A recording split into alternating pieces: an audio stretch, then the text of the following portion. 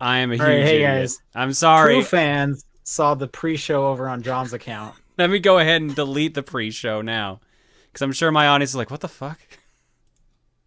Why was John live for? Went live for a couple seconds there." Yep, I'm an idiot. This is great. Yep, I have It's people that in my chat going like hype, and yep, no, that was a mistake. this is that marketing strategy we talked about. Oh, I'm an idiot. Want to slip it in there for a few seconds. Oops. I am an idiot. Anyway, what's your last 2 weeks been like? It's been fairly busy. We've been, or I've been rather, getting ready for a charity marathon. So this Saturday, I'm doing a big charity marathon stream. Oh, no, plug it. What's the charity? What's the games? What's going on? We're doing Breast Cancer Research Foundation, BCRF. They are obviously they're a research charity. They're one of the best known ones for breast cancer. They focus on mainly like studying and treatment, pre-treatment rather, trying to eventually like fix everything before it happens. It's not about treatment per se as much as it is about like stopping it before it starts or dealing with stage 4 metastasis cancer. So we'll be raising money for them. It starts 1 p.m. Mountain Time on Saturday, and it goes till about 1 a.m. It's going to be roughly 12 hours. Might be a little less than that. Okay. And we are going to be doing a bunch of different things. I'm looking at my schedule here now. We're doing crowd control, which is where people can donate bits to control what happens in the game I'm playing. What game? Have you said what game you're doing? I've not said what game we're doing for that yet. I'm waiting to see if something drops last minute. We were doing a weird controller stream. I've got a special controller I'm going to be using on that. Are these all surprises that I shouldn't be asking more about? The schedule is live, but like there are things that are not mentioned in detail on the schedule. So basically, I'm giving you whatever information is public. Like what the controller? Okay, so Yeah. I won't ask further questions. Yeah, I've just written down the Thrustmaster, and that's about all it's going to be called. Okay. I mean, I've seen a few videos on the internet that were called the Thrustmaster. Not those. Different. Not those. Yeah. Okay. All right. I can send you some links after the show if you're I curious. appreciate you offering that. I'm glad you had those ready in your bookmark folder. Yeah, well, I mean, they're good videos. So. There's gonna be an intermission there where we're gonna have some amiibos fighting. Some Falcon amiibos are gonna be doing some Smash Brother matches. Classic. Soul Calibur 6 with created characters are gonna be going on there. That was a recurring segment from our old Coliseum. And Chaos Fortune Cookie, which is where people donate and they donate towards specific games they want to see played on stream. And we're aiming. And is it just you, or is there like guests? It's gonna be mainly me, but also like my mods are gonna be helping out. I'm gonna have co-coms like that, and I'm gonna have people doing donation readings. My wife's involved and stuff like that. Nice. So yeah, people should tune in for that. That is going to be that. So we're aiming to raise 35,000 US, and that'll be be this Saturday. Is that doable? Like, is this an annual thing? This is the first time we've done this. Okay. How do you feel about that goal? I think we can do it. How did you come up with that goal? How did you? I'm assuming you didn't just say 35. Like, you must have done some amount of math. Originally, I was thinking like what number popped up properly for me, and it was 40. And I was like, that would be a good one. But where'd you get 40 from? It was just based off of previous history and some of the other segments that we had done at the time. But I've basically been doing the math in my head for figuring out whether or not it's going to be will this be doable? Is this going to not work because of the time of year it is, because of what's going on in the world, etc. So it's been like it's been like hoping. To be fair though, I mean, I remember that was a concern with you did another charity stream a few months ago. I can't remember which one it was. That was that was Coliseum, Runaway Guys Coliseum. Yeah, I remember that was another concern, but that did not seem to be a concern when it came to the donations. Didn't you guys like rock it? We were super concerned, and we had set our original goal really low, and then we crushed that goal. We had set it to like 150, 150K, and then I think we did 270. So like we almost doubled it. Right on. Well, I think you're going to be fine then. Probably, but I won't have the pull of all of the people from Runaway Guys Coliseum. It's just mainly going to be our community, so I don't expect like a ridiculous goal like that anyway. So I've like sweetened the pot as much as I can with a bunch of the different offerings we've got. I've got a bunch of different stream goals offered if we hit certain marks, and we've got a bunch of prizes and stuff like that too.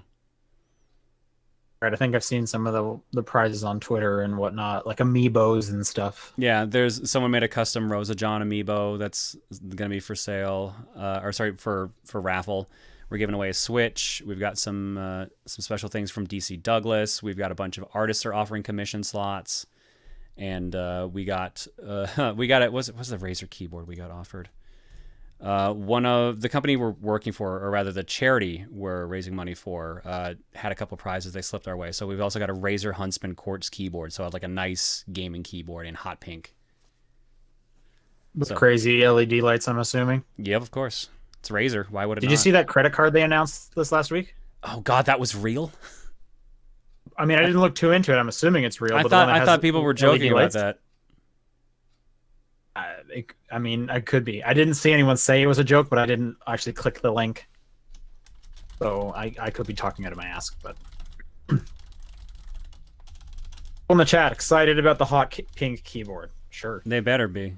They better be. That hot pink keyboard's nice. You can just spray paint a keyboard hot pink. You could also just do that. That is also true. If it really bothers you that much. Then you can make it any color you want. Yeah, but like this is the color it came in beforehand. Sure. Yep. Well, yeah, best of luck to that. It's my girlfriend's birthday, so I won't be watching. That's fair. Sorry. No, that's fine. I have like a 14-mile hike planned for that day. So be in the forest. Well, enjoy the forest either way. But yeah, wishing you the best. Yeah, nothing much is going on with me. Today has been a day. So I'm ready just to talk about some video games. If I'm being totally honest. So yeah, this is the Top Down Perspective for October 8th. I'm Sean Booker. I'm John Wheeler. Paul is not here. Paul's not here. So everyone tweet at Paul, where are you at? And anyways, John, we've got 2 weeks of games. What you been playing? All right, we finished up Chrono Cross. I forget if we talked about that last time or not. I know we talked about Chrono Cross, but I forget if we said we finished it. You mentioned Chrono Cross. Have you finished it? Yeah, we're done it. We beat the main game. We got one of the secret endings, and it was all right. I don't like it as much as I do Chrono Trigger, but I can definitely see why people like it. But it's got some weird decisions. Like it's one of those games that does like, here's the end of the game, so here's the rest of the story we didn't tell you kind of situations. Are any of the characters from Trigger in it? Sort of. The three of the main characters, Chrono, Marley, and Luca, show up as like children. And Robo is that because it's time travel, or is this actually set before Trigger? This takes place after Trigger. To go into it is to spoil it. It's one of those situations. But yeah, like those three are mentioned, and Robo gets a little bit of dialogue. That's kind of about it. The others don't show up, really. Apparently there were some decisions where other characters were supposed to show up, but they didn't quite make it in. So there's no Magus, there's no Alia, there's no Frog. But there are references to them all. Oh man, Frog's the best. There's straight up a character just called like Frog's real name. There's just straight up a swordsman called Glenn. Okay. But no connection to Frog? No connection to Frog at all. Okay. Oh, it was a cool sequel?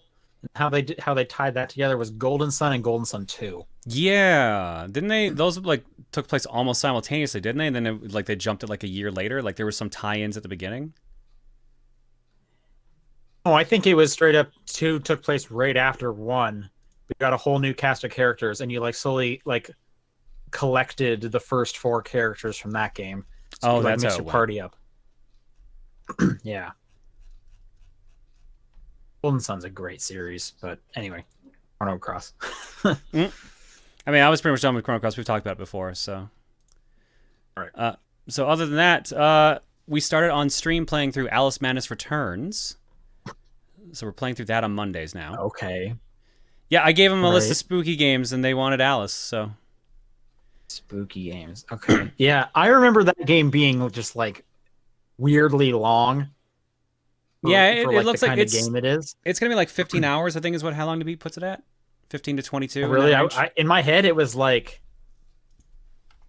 30. I also played that No. such a long time ago. Alice Madness Returns. 14 hours for the main story, 16 for main and extra, 22 and a half for completionist. Okay. Right on. Yeah, sure. Halloween time, like why not? You liking it? I mean, it's a character action game. That's your genre. Yeah, so far it's all right. It's got some weird jank to it though. Like jumping feels a little weird at times. Controls a little laggy at times. Camera gets stuck on things at times, but it's got charm otherwise. So Is it American McGee's Alice Returns? Or Madness yes, Returns? the first Okay. one was American McGee's Alice, and then this one's just called Alice Madison Returns, but it is American McGee who did it. Right. But isn't Alice like a pretty old game? Like a pretty different thing as well, The kind of. first Alice is from 2000, I believe, 2000 and 2001. Oh man, what am I thinking of then? Alice. Oh yeah, that's what I was thinking of. I mean, that is 19 years ago. I just remember like Alice kind of not being on my radar at all, but then Madness Returns kind of being like this big deal. I mean, yeah, Kind because of like the game almost like a hadn't had a reboot. sequel for like a decade, and it's not a reboot; it's a direct continuation. Okay. All right. What can you tell me the story of these games? Because I can't remember anything, and those live action movies with Johnny Depp are terrible. Yeah, they don't relate to those, thankfully. First movie. God damn it! Now you got me doing it. First game takes place after the first two books. So Alice in Wonderland and Alice Through the Looking Glass. Alice's house burns down and her family dies, and she stays in a hospital and an insane asylum. And she's been basically in a coma for years. But after being given her stuffed toy rabbit from when she was a kid, right. yeah, she like travels into Wonderland and tries to fix her sanity. And then this one is she's Right. gotten This out game of is these. like extremely hot topic. Yeah, it's very goth, very edgy. Yeah. Yeah. The second game is she got out of the asylum at the end of the first game because she is cured. But she still has a bunch of issues she's dealing with, so it's bouncing back and forth between real world London of like 1885 or whenever it is, and Wonderland, which is still in chaos. So it's trying to figure out what's going on in both worlds. All right. So You're just playing the Steam version. I'm playing the 360 version, which came with the original game. So the original game is on there as well. What? Yeah. Okay, so then I have that, I guess. Yeah, it comes with Weird. like a weird like season pass, but the season pass is literally just the original game. Yeah. Okay. Yeah, so Why that's I'm because that's the version I had, obviously. So I yeah. don't know. Maybe you just thought it was neat because at the time it was like sold as like this edgy ocarina of time kind of game because it plays a bit like a Zelda game. Does it? Do you get like different weapons and stuff that'll traverse you around?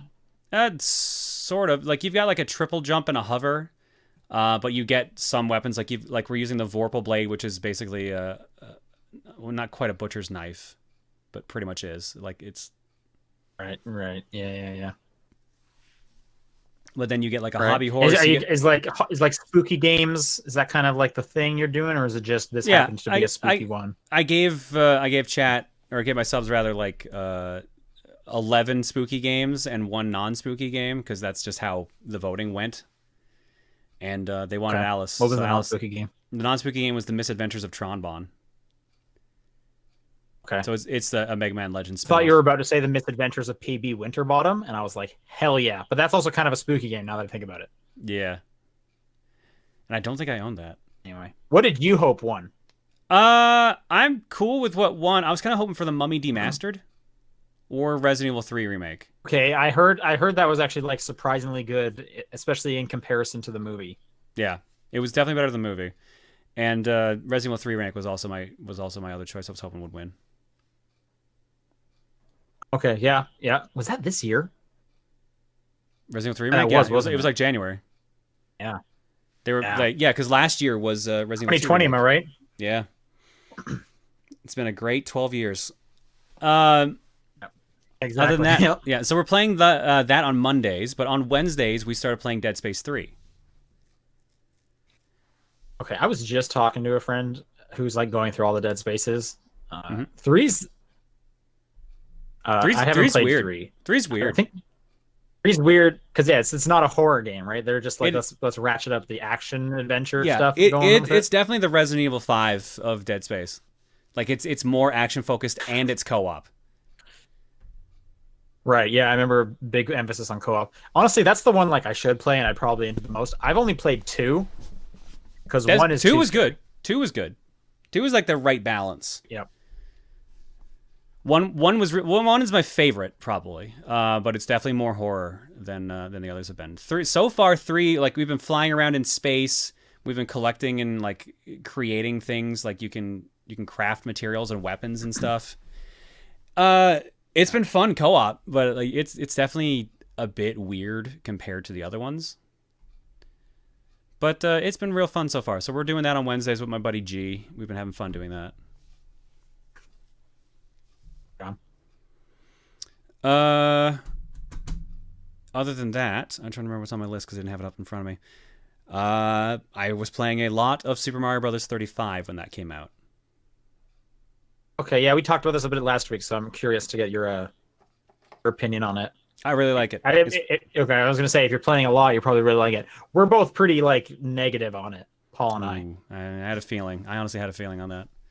It I feel definitely like most has. people are pretty negative, so I'm curious why you're so up for it. I'm positive on it because I got past the fact that they were just spamming 1-1 a bunch. I got to the part where they actually give you other content, which is really the main issue that game has right now, is that it loads 1-1 way too often. Yeah, you play 1-1 a lot. Our issue is more of like I'm on the pacing side. You kind of get down to like the last 10 people. Oh yeah, and no, it's that just like this, and then it just takes forever. That's true. A match takes 15 minutes if you're going the distance. But I don't know. I still have fun with it. I like how much pressure it kind of gets when you're at the point where it's just like, oh god, I need to actually like ration my coins so I can keep using the roulette to stay alive. The timer's sped up a ton. I need to actually like be careful. I need to make sure I'm killing enemies a certain way to keep coins. But it definitely could use with some tweaking, like making the timer speed up faster and having harder stages actually show up faster. That's one of the big issues with which launch day was almost every time you played, you were getting 1-1 nonstop. Yeah, that's the only day I played, so it was a lot of 1-1. Sure. It is since more people are unlocking things, it's definitely gotten more interesting. There's more stages and everything to play now. In fact, you can even start matches not on 1-1 now. It's amazing. I'm so glad that's finally started happening. Couldn't you already do that? Because you could hit surprise me, right? And it would like bounce around what you already had. Yeah, but like I played 78 games and not a single one started anywhere other than 1-1, simply because like it goes through the pool of everyone's stages and then picks one. And every time it was 1-1 for me. Now that more people have more stages unlocked, it's more likely you're going to get other stuff. Okay, sure. But yeah, I apparently played this for about 13 hours the past That's insane, man. week or so, and I've got 43 wins out of 78 games. Yeah, I only played on day one, so I think the highest I got was like 8th. Okay. The thing is, I just don't really like Super Mario Bros. 1. That's fair. If you don't like Super Mario Brothers, then like why would you even play this?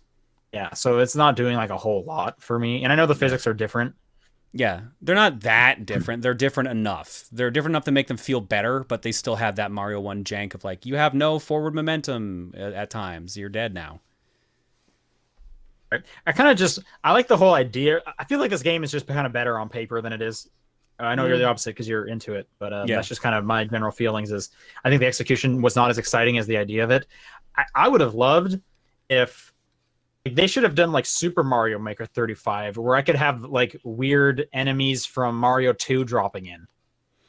Yeah, there's a lot of hope that they're going to do DLC for this and like start throwing in extra stuff from the other games. That would make things super interesting because like, this could have just been a multiplayer mode for Super Mario Maker 2 instead of leaving Super Mario Maker 2 to die. Except the netcode in Mario Maker 2 kind of sucks, so I'm kind of glad it's not that netcode. But also would have been nice if they had fixed that netcode.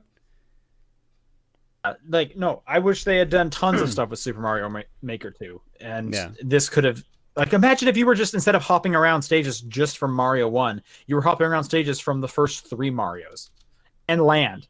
How cool would that have been? That would have been real good, yeah. But, like, they would have to tweak that a lot, I feel. Yeah, I think you're right that there's a lot of, like, weird rules to, like, the Mario games that they have to follow. And, like, some of the stages are just not designed with heavy enemy amounts. Or, like, even tough enemies.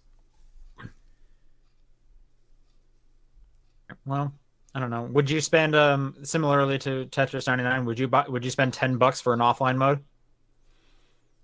What would even be an offline mode of this? Just Mario 1? I feel like that's what I'm already paying annually for the online service. Just bots, because isn't that what Tetris 99's offline mode is? It's just you're playing against bots? No, there's actual, like, single player marathon modes and stuff like that. But yeah, I get what you mean. Yeah, there is just bots mode and stuff like that.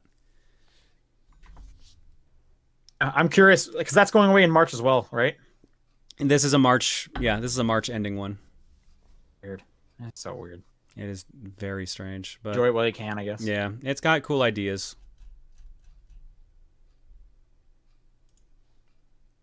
Other than that, the last thing I've been playing is Alwa's Legacy. This is the sequel to Alwa's Awakening. Alwa's Awakening was an 8-bit NES-styled game about a character named Zoe who's going around collecting orbs and, like, fighting this big, saving the land of Alwa from, like, these magicians and monsters. And that game ends with you going to the 16-bit world and the story seeming to loop around, and that is what this game is. This is the 16-bit world. You're traveling through Alwa again, but things are obviously different because now it's higher res and they've got new spells and everything. I like it. And are they going to go to, like, N64 graphics next? I hope they jump to either 32 or just N64 just to throw people off, or, like, just fully realize 3D at the very end. That'd be absolutely hilarious. But yeah, I don't know.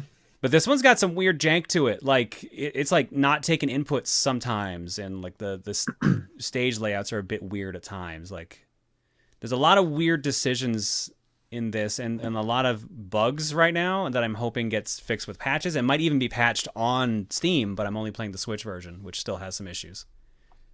Okay. Sure. Is it all? I think the first one was like $5. Is this also $5? This one I think was 20. Wow. Okay, maybe the other one was on discount or something. Let me find out.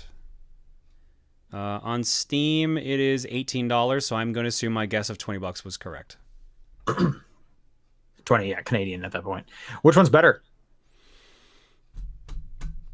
I feel like the tightness of the original one makes it better, but there are some good quality of life things in here, and there's definitely more you can do in this one. But I'm not far enough in this game right now. I'm maybe at best at the halfway point. I'm probably like 40%. So we'll see by the time I finish it. But yeah, I'm enjoying it so far, the jank and all. Otherwise, that's all I've been playing. Cool, right on. All right, what did I play? I played Genshin Impact. Okay. The big hotness right now. Yeah. So what system did you play this on? Yeah, that was such a hard question for me to pick. I'm on PS4. Okay. Which last week I said there's no crossplay with PS4, but there is everything else. I was mistaken. There's crossplay with every platform. There is only cross saves on every platform but PS4. Why? Like Paul and I's assumption was it's Sony. Yeah, that's probably right. So I was thinking, like, man, you know, it'd be kind of cool to have it on my phone, but I doubt I would really play it on my phone that much because, you know, with the pandemic, I'm not playing a lot of phone games these days. And I don't want to play at my computer. Anytime I can not be at my desk these days is ideal. But the idea of being able to one day play it on my Switch, because it is announced for Switch, that was real enticing. I was like, doubt the PS4 one's gonna play with the Switch version if it's not playing with anything else. But who knows when the Switch version is coming? Doubt it's coming this year. So I'm playing on the PS4. I think it runs really great on the PS4, which is kind of odd. Like, I feel like there's like a delay to all my inputs. just super weird. I don't know if it's because like this game is like constantly connected to the internet or something, but It could be that, yeah. yeah, I don't know what's going on there, but either way, I want to say I'm maybe about 3 hours in. If people have played it, I just finished like the third little dungeon. I got like four heroes. I actually have five because I did one roll with all the currency they give you. But story wise, they've given me four people, which I think, from what I'm told, now is when the game is going to get like real good. But I gotta say, this game is like gorgeous. It looks so nice. And the only reason I'm not further into it is just it's almost intimidating. Just kind of how daunting and big this game is. Knowing that this is like a Breath of the Wild like game, down to like it seems like they just super copied Breath of the Wild, so it's almost just like another Breath of the Wild. It's like I just know that there is so much, and I could just fall and sink into this. It's like just like not ready to dive in. Like I'm just like tiptoeing my way into the water, but it's too cold, and I know I should just cannonball in and just get it over with, but I'm just going so slow. You know what I mean? Are you afraid you're gonna get dragged in and want to drop money on this, or? No, it's not the money.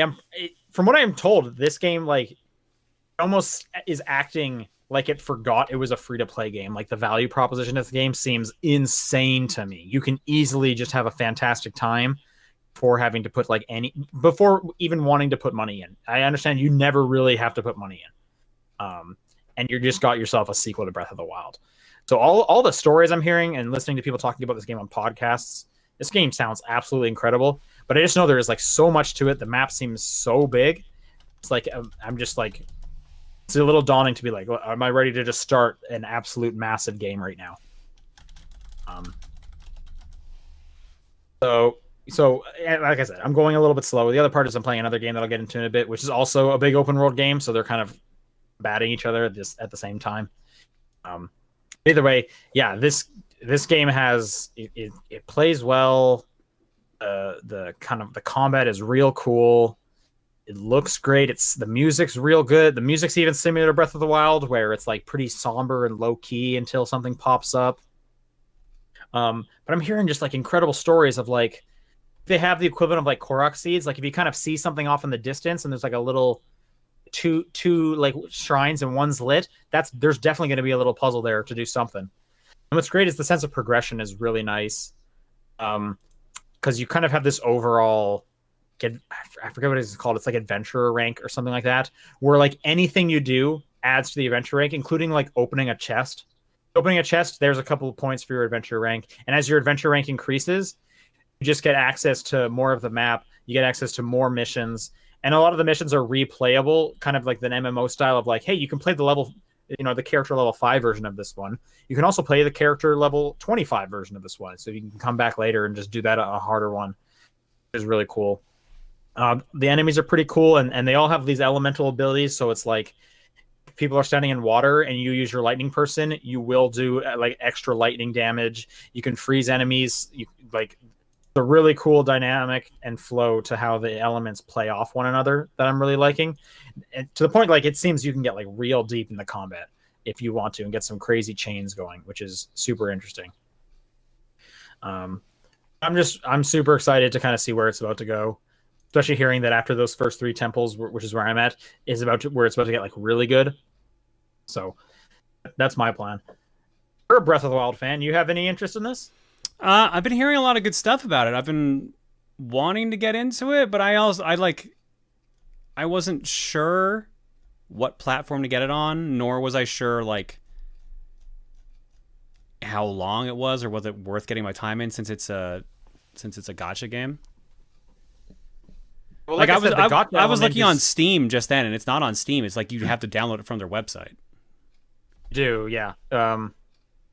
Which, I mean, I don't have tons of experience with that. I did look it up on Steam and then found that info. Yeah, the gacha stuff is totally not in your face. Like, I have put no money in this. I've been told you can easily have a great 15 hours of this game before you're going to come up against any kind of issue.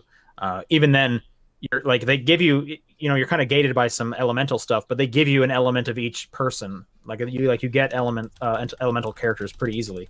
And because it's like early and they're trying to get everyone in right now, they're just constantly giving players a ton of currency and stuff to buy new things right now because they're trying to like hook you and be like, isn't it fun rolling the dice? Like that's why I said I have like 5 characters now and whatnot. And they're all distinct and unique, and it's. I think you're gonna be pretty into this. Did you play Dragalia Lost? No. Oh, okay, because this seems like a good version of kind of that gotcha system where you can kind of upgrade whatever the hell you want repeatedly and whatnot. I don't know. I think you should definitely give it a try just to see like how gorgeous this game looks. Like, and just how it's kind of crazy how Breath of the Wild is. Breath of the Wild like it is, I should say. And then I like to say in the chat, you have to play for a good chunk of time before you can unlock the co-op, which I really would like to unlock that co-op. Breath of the Wild co-op sounds awesome to me. Yeah. So, anyways, that's Genshin Impact. The other game I'm playing that I kind of started at the same time that I just referenced a second ago is Ghost of Tsushima. Okay. Because when you're intimidated by starting one giant open world game, why not start 2? Yeah. I'm a little further into Ghost of Tsushima. I want to say maybe 3 or 4 hours into that one. This game is absolutely gorgeous on my fancy TV, which is cool.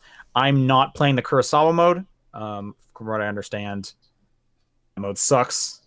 And I can tell why you need the color for like certain counters and dodges, and by them removing the color just makes it extremely hard. I am playing with the Japanese voice acting with English subtitles. Okay. Which, it's just kind of cool. Actually forces me to kind of pay attention to the story a bit more than I typically would for like an open world game. I like have to read it, otherwise I don't know what's going on. But even Paul mentioned this before, the character animation is tied to the English dub. So that's just a little weird. Yeah. I will also say it is almost a little distracting when I'm focusing on like sneaking around and I'm focusing on like 3 different enemies. Where is one of them seeing me? How should I proceed? And then while I have like a backup character talking to me, and I have to look at the bottom of the screen and read that. Well, so it's part of me is like, this would actually be easier if I just put the English dub on, but I'm wanting to try something new here with that. Anyway, it plays really nice. Again, it's pretty similar to pre Origins Assassin's Creed games, where they're not like a massive open world, basically kind of trying to be the next The Witcher series. There's just a lot of cool things to find and a lot of upgrades you can get. Like every piece of armor or sword you get, you can upgrade each one of those. The skill tree is pretty awesome because maybe put 2 things into the skill tree before everything opened up, and now I have like 6 things that I would love to unlock. So I think that's a great example of a good skill tree of like, all of these would be super useful. So I'm constantly just excited to upgrade my stuff. Following the Wind is cool, and there's tons of little secrets to find where it's like, oh wait, like Jin, the main character, will just like comment like, hey, is that a golden bird? I wonder if that'll lead me somewhere. And then you just follow it, and guess what? It led me to a small village of people, and they gave me a bunch of resources and stuff, and that's just super cool. And I just like Assassin's Creed, so I like stealthing around, jumping down from the rooftops and shanking dudes. So it's got the gameplay I'm looking for, along with a pretty engaging story for the most part. So yeah, that's the other thing I'm playing right now. Cool. All right. Did you talk about Fall Guys Season 2 at all? Yeah. Oh, never mind. Sorry. I was just about to. Yeah. No problem. Fall Guys Season 2 started today. I think it's a total bummer. Yeah. They said they had 4 new games, and that was kind of it. 4 new levels, and they're mixed in with the other levels and not prioritized. So like my girlfriend, who is like the major Fall Guys fan in this household, did for an hour and did not get to play anything new. Ooh. But she did get to play Seesaw at least 3 times. It's weird. Like, so yeah, there's 4 new stages. There's a new season pass, and that's nice. There's lots of fun new characters to unlock. There's an orc costume that looks great. There's also, they now have separate game modes, one of which is like main show or whatever, which is just everything. The other one is like it's a timed limited one. So for the first week, it's like only gauntlet stages, which means the only ones you're going to play if you select this one are like basically race ones. Which that can be kind of nice if you're like, I'm so tired of dealing with team bullshit. I don't want to do tail tag ever again. Makes sense. Which I understand that. The problem is 2 of the new stages are team ones. So if you're trying to play all the new stuff, don't select that one. You're just limiting yourself to seeing the new stages. They did update some of the old stages with small tweaks, but they're on the same level of like the mid-season update of we made the whirly gig spin the other way. Yeah. It's weird. Like I understand this is a small development team, but they're making a live game, and I feel like there are expectations at this point for what a live game is and what live game updates, especially when you are saying, here's the new season. I feel like there are expectations for those kind of game that this one just continues to like not meet. They're just doing like the absolute bare minimum. And I can't complain that much because it's free. But it's just like coming from like someone who like, I play a ton of Apex every season. That game feels like completely fresh. Like I am excited to jump in every season when they add stuff. Or I play like Division 2 where it's like, boom, here's a whole new season of that, new story mode, yada, yada, yada. Well, guys, here's 4 new stages that you probably won't even get to play much. I hope you really liked last season's stages. What's that? You played them for 2 months already? Tough shit. Oh, there's a weird disconnect there. I don't know. Like I said, it's free, so how can I be that upset? I mean, I haven't seen much buzz going around about it today, despite like knowing people who stream that all the time. So I don't know. Part of me wishes that they had charged for the new season so that more could have been done. And then I get to thinking like, why didn't they charge? And it must be because they're clearly pretty successful as is, because they didn't need to charge like $10 for an update, right? If they're in a situation where money seems to be fine at the moment, why is it still so lackluster when they do this new season? I don't know. But I went from like, hell yeah, Medieval new season 2 to like, oh, I'm probably barely going to touch this like I did at the end of season 1 because I've played a lot of season 1 already. And this is just season 1 again. So that was a let go. That was a bummer. Anyway, those are the games I've been playing. Cool. Let's get to the news then. Yeah, there's only a bit of news. We've gotten over the hump of news, it seems like. Oh, it's finally a quiet news day. Quiet news week for sure. This first one is that the PlayStation trophies are being updated. I think it's actually already been in effect. I think it went into effect today. They basically revamped how much each trophy is worth, and they have increased your the levels. I think the most you could do before was level 99 or something, and now it goes up to 999. Oh man. Yeah, so from kind of the like ranges I was seeing, if you're around like the level 13 on your trophies, you're gonna jump up to like 100 and something. All right, I'm curious. I'm booting up my PS4 now to find out. Do you know what you used to be? 12, I'm pretty sure, maybe 13. Yeah, I think I'm pretty sure I'm real close to around there. I don't remember exactly what it was. Unfortunately, I should have looked it up. Like I saw someone who was like level 30 before, and they're level like 400 now. Jeez. So they basically are kind of they changed the values. I'm not sure why they did it. It just felt like it probably. It's got to be something like there's just so many games now. Maybe that's the case. Is maybe too many people were like reaching 99 or getting too close, and they wanted to keep it exciting. There was a couple other tidbits of news that came out with this info. One of which, this was actually on the PlayStation blog, the France one. They said they're going to be having trophy progress tracking on. So if you're similar to how Xbox One achievements work, you can actually see which percent, how much of the achievement you've unlocked. If it's, for example, like find these 10 collectibles, as you get each one, the bar will fill up. Super useful. Then that chunk of info got taken down. So maybe that's not happening. Okay. So who knows? I would hope they would do that because that stuff, I like that stuff, but that part was removed. So maybe it's not happening, or maybe they're waiting for a later date to actually announce that. Who knows? Know what your level is, or do you have to like update? I have to update. All right. Until then, I'll just keep going down this list. Okay. Need for Speed Hot Pursuit Remastered was announced. Ooh, which one This is one of though? Which Hot Pursuit? the one from 2010, the Cops Oh, and the Robbers, I good believe. one. This Yeah. this was like one of the last good Need for Speeds I can remember being like pretty into. I think you and I played this a We bit played this a ton. together. Yeah. It's gonna be $40. I think that's the price I saw for consoles, 30 on PC. This is coming let's see, coming to PS4, Xbox, and PC on November 6th. And the Switch version is on November 13th. Uh I might pick this up. I liked this one a lot. This had a Yeah. really good multiplayer mode. The online for this one was phenomenal.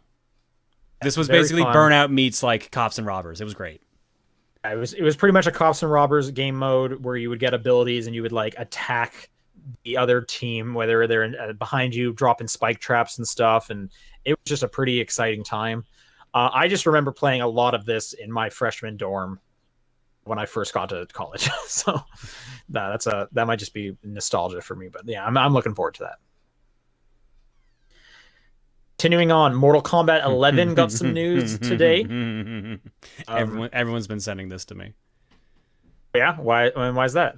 Because they announced their new character pack with 3 new characters.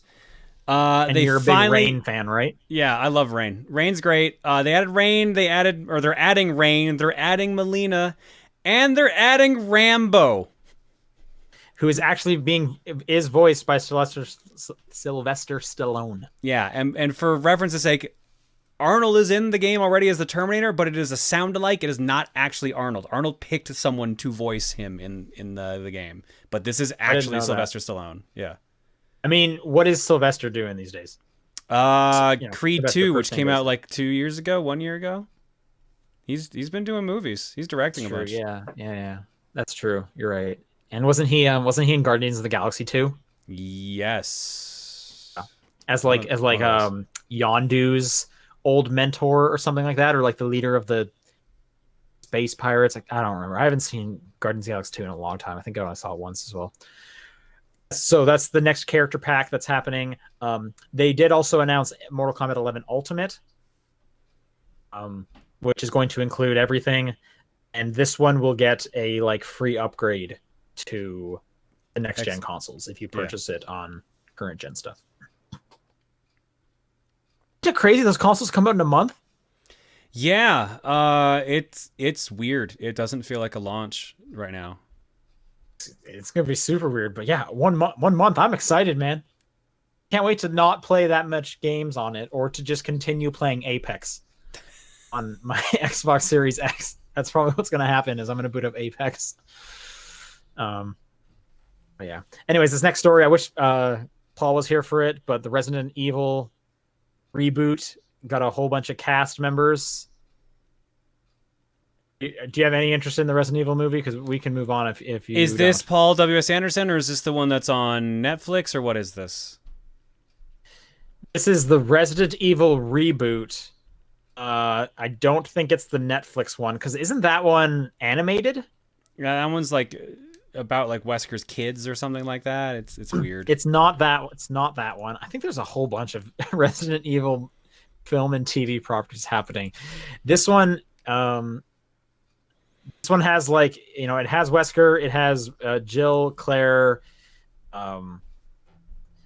Chris, Leon. If I understand, this one's going to be close to the games. Okay, interesting. I don't know. I've seen several of these actors in other shows and movies, for what it's worth. Who all is in this here? Yeah, I don't go down to like the second paragraph. I don't recognize the names. Where they're from. Yeah. It'll say what movies, so we got like the antagonist from Ant-Man and the Wasp as Valentine. That's Hannah John Ammon. I'm probably pronouncing that wrong. Robbie I like the Umbrella Academy a lot, so they got one of the main guys from there. Kaya Delario. Yeah, like I don't recognize any of these, but I recognize the things that they're from, if that makes sense.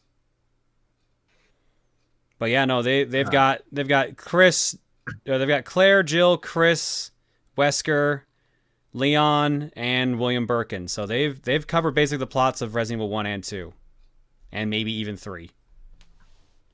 don't think I've even heard of William Birkin before. All right, I finally got my update. Is he a bad guy?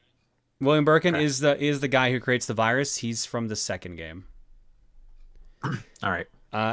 So I managed to get a before and after on my trophies. It showed me that before I was level 12 at about 75% progress to level 13. Now I seem to be level 216. Congrats. I did it. I've leveled up. Jumped up almost 200 levels. Yeah, there you go.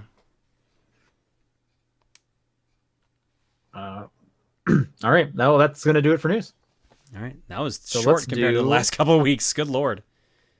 Actually, to be fair, last week was short as well, but compared to like the last couple of months, yes, the news is ramping down. Let's do some user questions. If you would like to send in a question for the show, it's topdownperspective@gmail.com, at TDP Podcast on Twitter, the Discord channel, or you can send it to John's P.O. Box, and no matter what you send, we're going to read it. That's the rule of that one.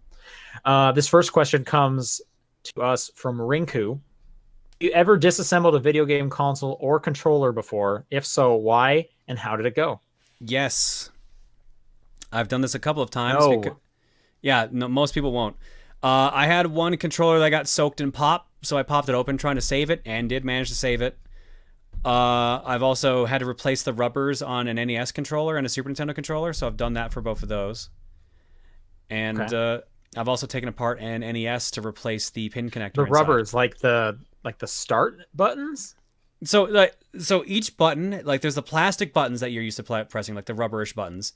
Yeah. And then there's a rubber like coating underneath that connects the button presses to the actual like circuit board in the controller. I see. Okay. All right. So those are what you usually refer to when you say you're replacing the rubbers. What about consoles? NES, and I think the controller that got soaked was a PS2 controller. I mean, have you disassembled a console before? Yeah, NES. Okay. All right. I've done none of these. Yeah. Lineback writes in and says, what are your favorite strategies as imposter in Among Us? Sean, have you played this yet? I haven't played Among Us. I think I did mention this when we talked a little bit about it. When I play Avalon or Resistance, I just yell a lot, and then no one really knows what team I'm on. That works out a lot of the time for me. Yelling helps, definitely. When playing imposter, it's best to either like use the sabotages that force teams to split up, or it's also good to turn out the lights and just get people in a group together and just pick someone off from the shadows. That works surprisingly well. Right on. Pro tips. Suku writes, just made your HoloLive debut. Did you pick a character or be yourself? What hair color would your avatar be? What's your gimmick? I have no idea what this is. So, have you not seen the rise of like VTubers, virtual YouTubers? Is this like how the Chuck E. Cheese has a Twitch account now? Kind of. VTubers are basically like animated avatars for people, and like so instead of like showing themselves on webcam, they get an animated version of themselves or of a character that they've created. I've watched the Chuck E. Cheese Twitter. I fucking knew you were gonna bring up the Chuck E. Cheese one. Yeah, so it's like that. What's but the most not popular VTuber? Is the name to beat? AI Chan, I think, is the most popular one, but right now, Korone is also catching up on there. She's an anime dog girl. Naturally. I mean, yeah. Is Hatsune Miku on this? No, Miku's a musical artist. They're not like a streamer thing. It's not even like branded companies. It's literally like say like I had an animated avatar. That would be like my VTuber character essentially. Okay. All right. All right. Now that I'm caught up, I would probably pick an animated version of myself. Someone is actually working on an animated version of Rosa John for me, so I guess it would be her. Okay. What color would your avatar have? Her hair color? Her hair color? Mine would be purple, because that's my favorite color. There you go. And what's your gimmick?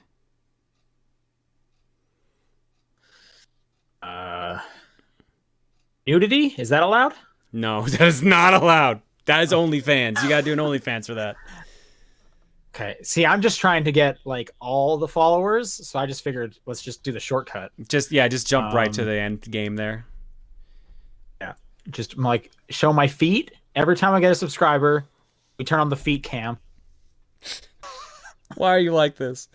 Oh, I'm in this to make money, I can tell. and turn heads. At your feet. I don't have time for games. Why? What's your gimmick? I wouldn't really have one. I don't think. I would just scream a lot, and play games. Oh. Offer something new to the internet. Yeah, there you go. Exactly. All right, VGC Kenny writes in and says, if you were job hunting, would you put TDP or any of your other internet content on your resume? Not as a job exactly, but under special skills or something. 100%. 100%. In fact, TDP has been on all of my resumes as a job. Yeah, because that's the field you work in, essentially. You work in production. Yeah, exactly. I am extremely confident this podcast has helped me get almost every job I have gotten because I am doing video audio work for a living, and this is exactly what shows that. Also, the fact of how long it's done and how consistent I do it, that's a big thing. So you should definitely do that, and you could definitely call it a job. You should put your extracurriculars on your... it also depends kind of what the job you're going for is. If I was looking for a job that had nothing to do with audio or video, I might just put it in extracurriculars or whatever. But even then, like, it's still, there's like management to this. There's timeliness and stuff like that. Like, there's a lot of skills you can get from this kind of stuff. Yeah, no, I agree 100%. VC Kenny also writes in and says, if you were able to send a Switch and a copy of Mario Odyssey to your 10-year-old self and you got it so they were able to play it, would 10-year-old you be able to comprehend it, or would it be too much for them? Well, when I was 10, the N64 wasn't out yet, so I would be very confused. So you don't think you'd be able to comprehend it? Well, because it would be like the first 3D game I would have played at that point. So that would be just super jarring to be like, I love all these 2D games. What's this third dimension? What's all these sticks? What's happening with this? Why? I don't understand. And then imagine playing Odyssey. Imagine playing Odyssey and then a year later, Mario 64 comes out. That would be disgusting. It would be so hard to play that. I mean, it would have... That's the kind of the monkey paw of this question, because like there's a beauty of like getting to play one of the best Mario games so long ago. The other hand is you've ruined games for yourself for like close to like 10 years before they can catch up and do anything similar. That's the issue there. I think I would have been able to get it. I was 10. Was I playing when I was 10? Well, what year was that? I would have been into N64 by that point. I might have been even like getting close to the GameCube. What year would you be 10? 10 would have been 2002. Oh, GameCube was out by at least a year at that point. Yeah. I mean, I didn't get a GameCube when it launched, so it was just... so that's what I'm saying is I would have been close to getting a GameCube. So I think I would have gotten it. I just don't know if at 10 years old if I would have been able to like realize just how awesome it is. I think that's kind of one of the other things with Odyssey is because I have the history, I got to see like, wow, and then they really iterated on it, this many times. We got Sunshine and that was bad, and then we got Galaxy and that was great, and wow, look at this. Then we have Odyssey and it's like the best one. I think I would have appreciated it as much, surprisingly. Yeah, I could see that logic. Also, 10-year-old boys are idiots. Also that.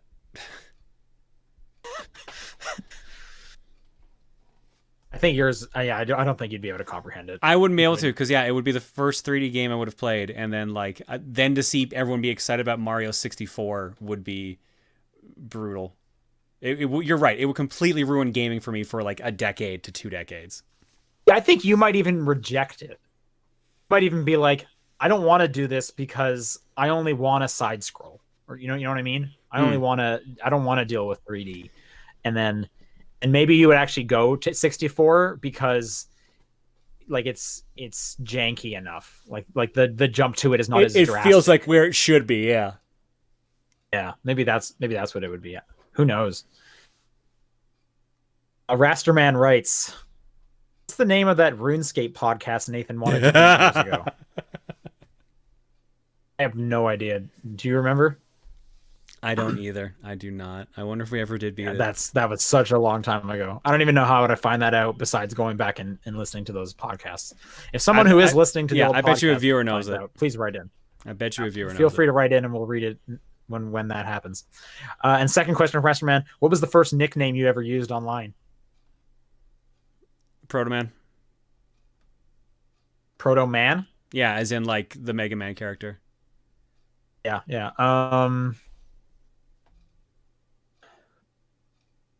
I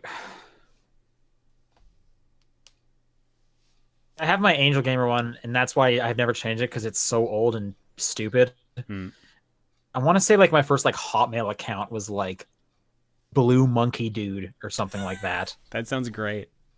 Which I only made it that because my friend had a Hotmail account named Monkey Dude, and then we had like an in joke about blue monkeys that I could not tell you anything about what that joke was, so I made Blue Monkey Dude. But that would have been that was around the same time-ish as well. So, yeah, there's mine. All right, and last question we got, it's from Cody. What is your out of left field, never gonna happen character that you would like to see in Smash Brothers? Mine would be a car from Rocket League. If we're going completely left field, really crazy, I thought about this. I didn't have an answer for the podcast on Tuesday, but today I do. It's Tetris. It's Line Piece from Tetris. Sure, yeah. Because there's easy answers, like you could say Waluigi, but that could actually happen. You know what I mean? You almost got to pick one that wouldn't happen, right? Yeah. I don't think Line Piece would happen. Because to me, like I think of like Professor Layton, but that could happen. It's a Nintendo franchise. Same. I had Ryo Hayabusa and like Dante from Devil May Cry. Those could happen, but Tetris Line Piece, no, that definitely won't happen. Let's see, Tetris. That would be super weird. I mean, they did do Piranha Plant, which I would never have guessed Piranha Plant as a character. I almost think Rocket League car would be one. I would not be surprised. I could see that actually being put into the game with how massive Rocket League is, and I'm sure it is huge on the Switch as well. I could see that. If I'm not, I had an answer for this a while ago when I first read the question, and I've totally forgotten it. In a Rhythm Heaven character would be pretty great, but again, it's a Nintendo franchise, so it could happen. But I don't think it would. So I'm gonna say and I can't think of a Rhythm Heaven character off the top of my head right now. Maybe the baboon or something. I don't know. All right. That's it for questions. If people would like to send in questions next week, again, it is topdownperspective@gmail.com. It's TDP Podcast on Twitter, the Discord channel, or John's P.O. Box. Game of the week. Mario 35. John, and I'm going to give it to Ghost of Tsushima. Anyways, that says it for the show. Thanks, everyone, for listening, and we'll be back next week. See you later. Bye, everybody.